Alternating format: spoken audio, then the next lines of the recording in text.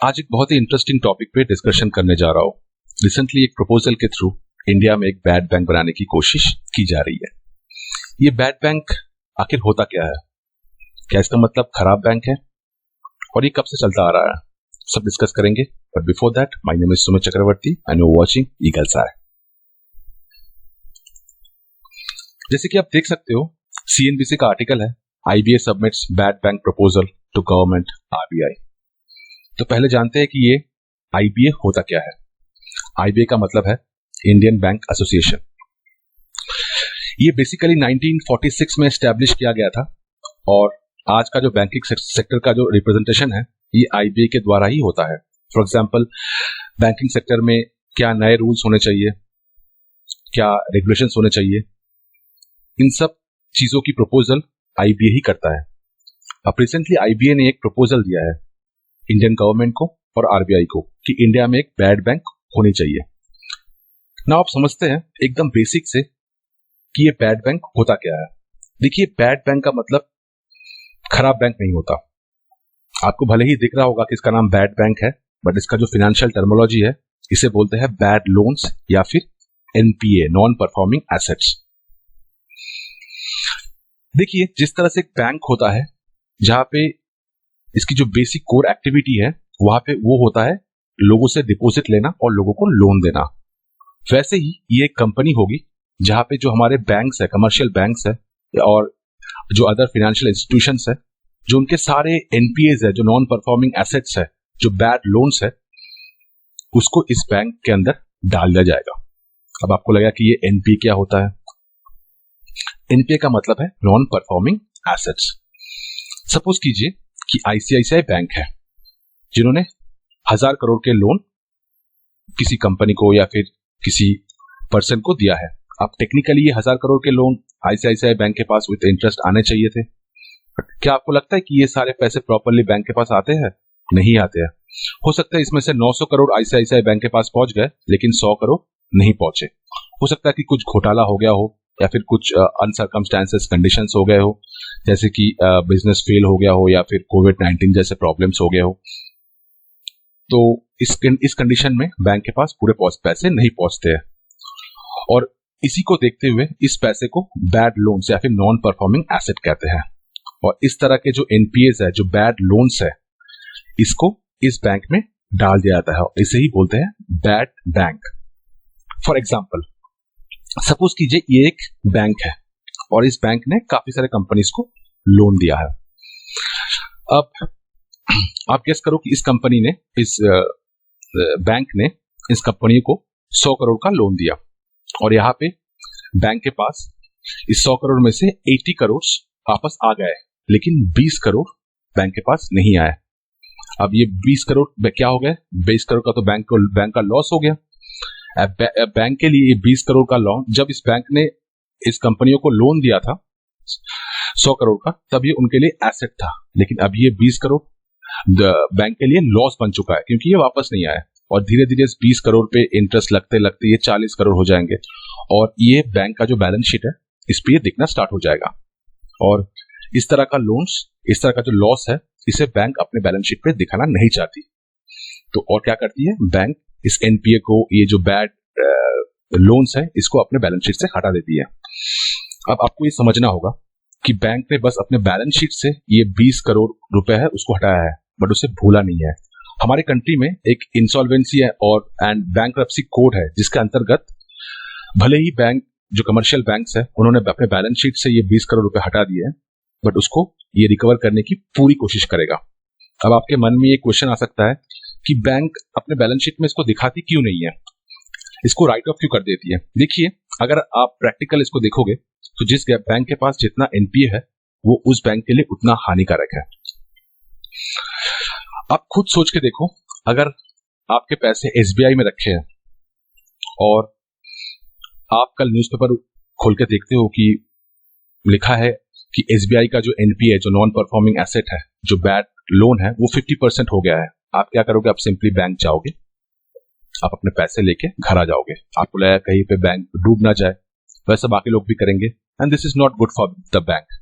इसलिए जब भी बैंक का एनपीए है, जो नॉन परफॉर्मिंग एसेट है, थोड़ा बढ़ जाता है तो बैंक कोशिश करता है उसे अपने बैलेंस शीट से हटा देने के लिए। अब यहां तक तो ठीक था। यहाँ पे बैड बैंक का क्या रोल है? देखिए, जो इंडियन गवर्नमेंट है, सोचिए उसने एक बैड बैंक बना दिया है। अब ये जो सारे कमर्शियल बैंक है, जैसे एसबीआई हो गया, आईसीआईसीआई बैंक हो गया, या फिर इंडसइंड बैंक हो गया, यूबीआई हो गया, वो अपने एसेट्स को 2 पार्ट्स में डिवाइड कर देते हैं। एक है गुड एसेट और एक है बैड एसेट। जो भी पैसे, जो भी लोन्स बैंक के पास वापस आ जाते हैं उसको डाल देते हैं गुड एसेट में, और जो भी लोन वापस नहीं आते हैं उसको डाल देते हैं बैड एसेट में। सपोज कीजिए यहाँ पे बैंक ने 100 करोड़ का लोन दिया काफी सारे कंपनीज को, लोगों को। वहां पे 80 करोड़ बैंक के पास आ गए, तो इसे वो डाल देगा गुड एसेट में, और जो वापस पैसे 20 करोड़ नहीं आए उसको डाल देगा बैड एसेट्स में। अब यहाँ पे जो 20 करोड़ जो बैंक क्या करेगा, उसको अपने बैलेंस शीट से हटाने की कोशिश करेगा, क्योंकि इससे बैंक का जो बिजनेस है वो हैम्पर हो सकता है। अब बैंक क्या करेगा, इस 20 करोड़ को बैड बैंक में डाल देगा, और इसे ही बोलते हैं bad bank. I hope this is clear now. अब इससे फायदा क्या होगा? देखिए, जो बैड बैंक होता है वो स्पेशलाइज्ड होता है इस तरह के लोन को रिकवर करने में।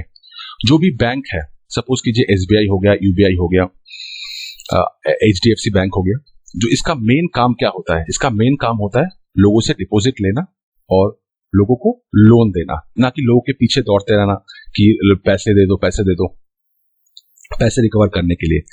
जहां पर ये जो बैड बैंक है ये स्पेशलाइज्ड होता है लोन को रिकवर करने में। मतलब जो भी, सपोज कीजिए ये जो 20 करोड़ जो बैंक में जो बैंक का लॉस हो गया था, उसको रिकवर करने की पूरी कोशिश करेगा ये बैड बैंक। अब आपके मन में एक क्वेश्चन आएगा कि इससे बैंक का क्या फायदा है? देखिए, फर्स्ट ऑफ ऑल, जब ये पैसे बैंक को तो लग रहा होगा कि ये जो 20 करोड़ है ये तो अब उसके डूब गए, अब उसको मिलने के चांस काफी कम है। अब बैड बैंक क्या करेगा? बैड बैंक उस कमर्शियल बैंक से, जैसे एसबीआई हो गया, आईसीआईसीआई बैंक हो गया, उस बैंक से जो भी जो नॉन परफॉर्मिंग एसेट के अगेंस्ट में जो भी एसेट्स थे उसको पहले अपने बैंक में ट्रांसफर कर लेगा। ट्रांसफर करने के बाद उसके अगेंस्ट में जो कमर्शियल बैंक है उसको अगर 20 करोड़ का पैसा लिया है तो 10 करोड़, या फिर हो सकता है जो as per the quality of the asset amount commercial bank को ट्रांसफर कर देगा। तो इसके फायदे क्या है कमर्शियल बैंक के? फर्स्ट ऑफ ऑल, बैंक के जो बैलेंस शीट्स है उन पे ये पैसे, जो एनपीए है, ये जो नॉन परफॉर्मिंग एसेट है, ये जो बैड लोन्स है, वो हट जाएंगे, और इससे उसकी जो बैंक की बैलेंस शीट है वो अच्छी दिखेगी और लोगों को लगेगा कि हाँ, ये एक अच्छा बैंक है। और वैसे तो सेकंड फायदा ये है इसके कि first of all, commercial bank का तो पहले 20 करोड़ का लॉस हो रहा था, अब इस कंडीशन पे बैंक के पास 10 करोड़ या फिर थोड़े ज्यादा पैसे वापस आ गए। बट यहाँ पे एक क्वेश्चन बनता है कि इससे बैड बैंक का फायदा क्या है? देखिए, first of all, bad bank ने सिंपली पहले जो 10 करोड़ कमर्शियल बैंक को ट्रांसफर किए, इसके अगेंस्ट में जो 20 करोड़ का जो एसेट है, जो नॉन परफॉर्मिंग एसेट के जो अगेंस्ट में जो एसेट था, वो एसेट पहले अपने अकाउंट में ट्रांसफर कर लेंगे।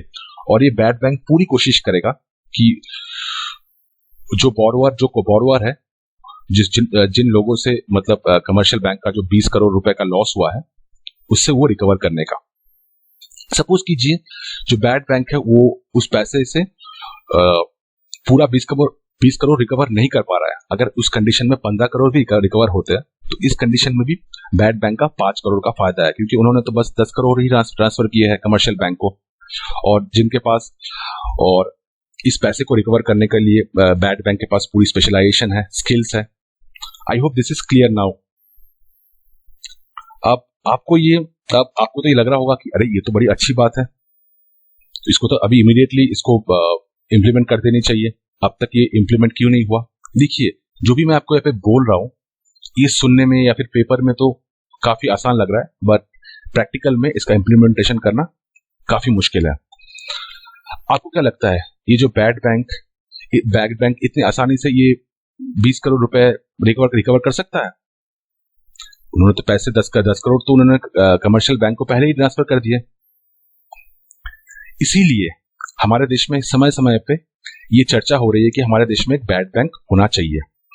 देखिए, अगर मैं इसकी हिस्ट्री में जाता हूं तो इन द ईयर 1988 में यूएसए में फर्स्ट टाइम इस बैड बैंक की पायनियर हुई थी, और हमारे देश में भी इन द ईयर 2017 जो इकोनॉमिक सर्वे है उन्होंने सजेस्ट किया था इंडियन गवर्नमेंट को कि हमारे देश में एक बैड बैंक होनी चाहिए और जिसका नाम होना चाहिए public sector asset rehabilitation agency. इसका शॉर्ट फॉर्म है पारा। और आपने नाम सुना होगा पारा वैसे। और सिमिलरली हमारे जो आरबीआई का डिप्टी गवर्नर है उसका नाम भी आपने सुना होगा, वायरल आचार्य, जिन्होंने कहा था कि हमारे देश में एक बैड बैंक होनी चाहिए और जिसका नाम होगा private asset management company, short form में पीएएमसी। और एक सिमिलर काइंड ऑफ कंपनी और होनी चाहिए जिसका नाम होगा नेशनल एसेट मैनेजमेंट कंपनी, एनएएमसी। ये जो मैं आपको नाम बोल रहा हूं ये सब बैड बैंक ही है, बस इसके थोड़े से फीचर्स अलग अलग है। अभी ये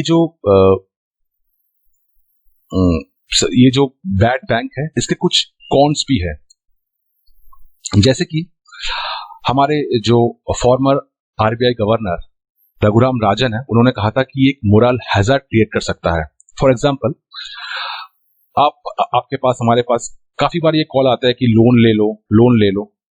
अगर सोचिए अगर बैंक के पास लोन को रिकवरी करने का विथ इंटरेस्ट रिस्पॉन्सिबिलिटी ना हो तो वो किसी को भी लोन दे सकता है, इवन ऐसे लोगों को लोन दे सकता है जिसको लोन को रीपे करने का पावर ना हो।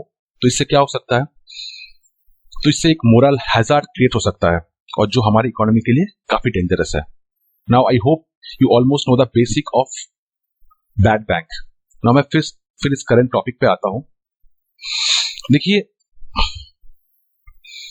ये टाइम्स ऑफ इंडिया का एक आर्टिकल है, मैं आपको दिखाता हूं प्रॉपरली। टाइम्स ऑफ इंडिया का आर्टिकल है, यहाँ पे आप प्रॉपरली देख सकते हो कि पिछले कुछ सालों में हमारे जो एनपीए है उसका परसेंटेज काफी गिर गया है। मतलब 11%, 12% से ये गिर के 9%, जो काफी अच्छा है। बट ड्यू टू कोविड-19 के कारण अब ये जो एनपी है इसका परसेंटेज हाई हो सकता है, क्योंकि काफी सारे कंपनीज जिन्होंने लोन पहले लेके रखा हुआ था अब उनके कंपनी सारे बंद हो गए हैं, उनको रेवेन्यू अर्न नहीं हो रहा है, तो वो कंपनीज बैंक को पैसा रीपे नहीं कर पा रहा है। तो इससे क्या होगा, इससे जो बैड लोन है, जो एनपी है, नॉन परफॉर्मिंग एसेट है, उसका परसेंटेज रेज हो सकता है। अब इसी चीज को देखते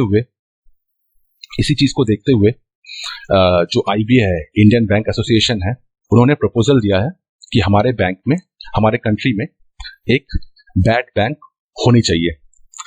अब मैं ये आपसे पूछता हूं, आपको क्या लगता है कि हमारे बैंक में, हमारे देश में ये एक बैड बैंक होनी चाहिए या नहीं होनी चाहिए?